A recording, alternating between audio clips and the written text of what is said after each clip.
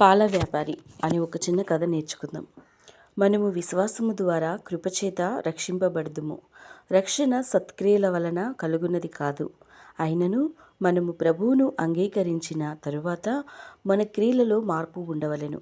మనము రక్షణ పొందిన విషయమును మన క్రియలే సాక్ష్యమియ్యవలెను.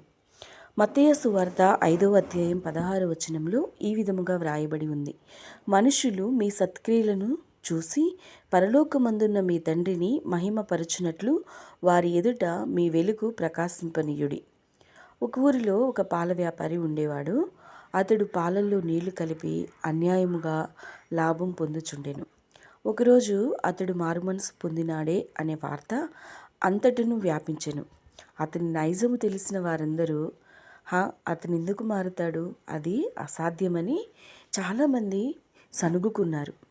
ఒక స్త్రీ వంటగదిలోనికి వెళ్ళి వెంటనే తిరిగి వచ్చి నిజమే, అతడు మార్పు పొందినాడు అని చెప్పెను. అందరూ నీకెట్లు తెలియను అని అడిగెను.